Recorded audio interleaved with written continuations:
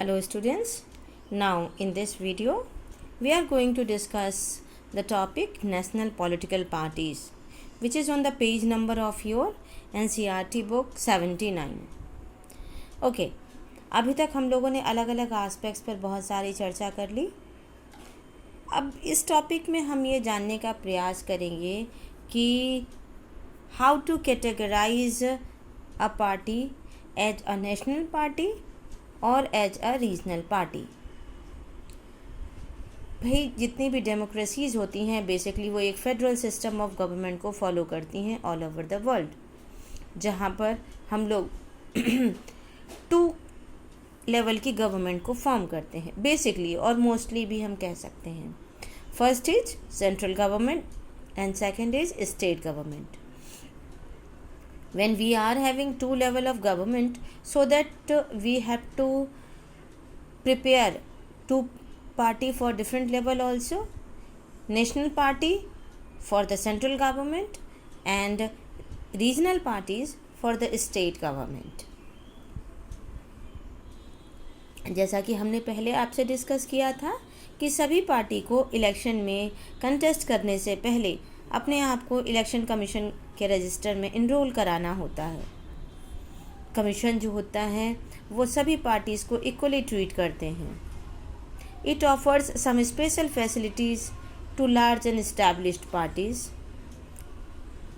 कई बार जो इस्टेब्लिश्ड पार्टी होती हैं उनके लिए एक यूनिक सिंबल प्रिपेयर किया जाता है, उनको दिया जाता है, और जो those who are the official candidate of the party, they may use that one only. Parties that get, जिनको भी इस तरह के privileges मिलते हैं and some other special facilities मिलती हैं, are recognized by election commission for this purpose. इसीलिए इस तरह की पार्टीज़ को हम recognized political parties के रूप में जानते हैं.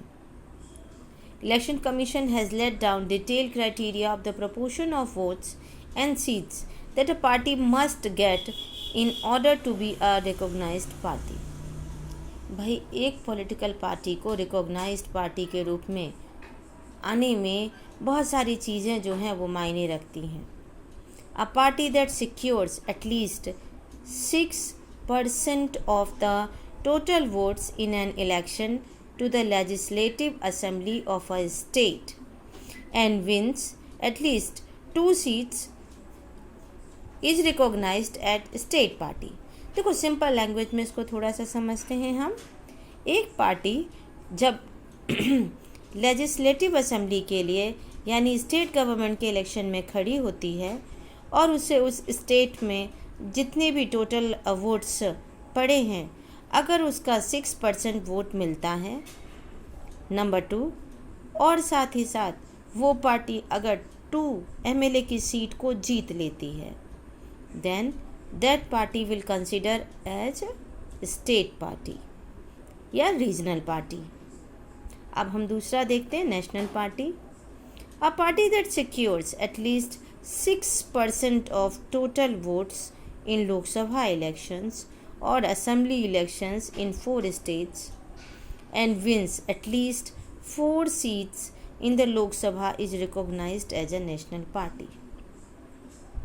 भाई स्टेट पार्टी के लिए अभी हमने पढ़ लिया था कि हमें लेजिस्लेटिव असेंबली में जितने भी वोट पड़े हैं उसका 6% वोट चाहिए और 2 MLA की सीट जितनी होगी. इसके कंपैरिजन में नेशनल पार्टी बनने के लिए एक पार्टी को कम से कम 6% टोटल वोट्स जो लोकसभा इलेक्शन में पड़े उनका 6% जीतना होगा, या जो असेंबली इलेक्शन हुए 4 डिफरेंट स्टेट्स में उनका 6% उनको गेन करना होगा.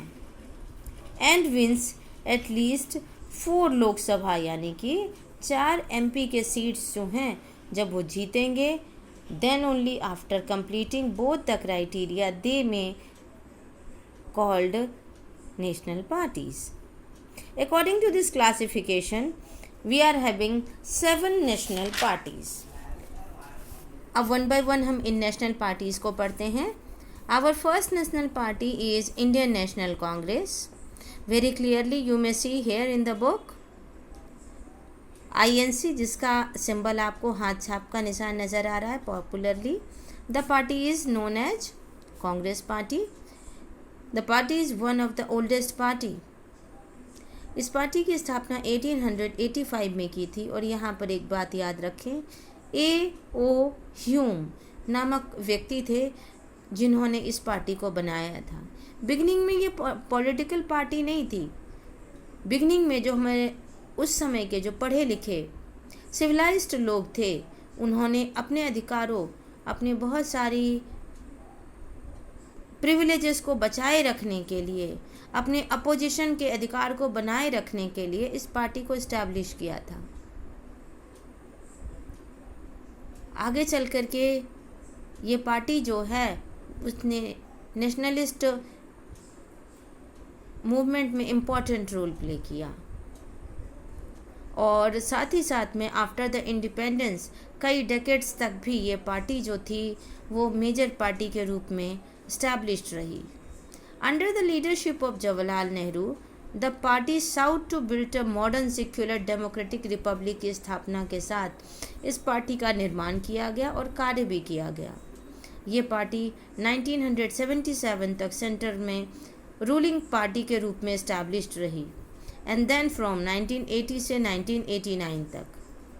आफ्टर 1989 इसका सपोर्ट धीरे धीरे देश में कम होने लगा, बट फिर भी ये पूरे देश में इस्टेब्लिश्ड रही, कटिंग अक्रॉस सोशल डिविजन्स। ये पार्टी सेंट्रिस्ट पार्टी है। सेंट्रिस्ट मतलब एक केंद्रीकृत भूमिका में नज़र आती है, ना तो ये राइट फ्रंट के लोगों को अपनी तरफ उनकी तरफ मोटिवेटेड है और न ही लेफ्ट फ्रंट की तरफ में। The party espouses secularism and welfare of weaker section of minorities. ये पार्टी हमेशा से नए नए इकोनॉमिक रिफॉर्म्स को इस्टेब्लिश करना चाहती है, नए नए ह्यूमन फेसेस को आगे बढ़ाना चाहती है।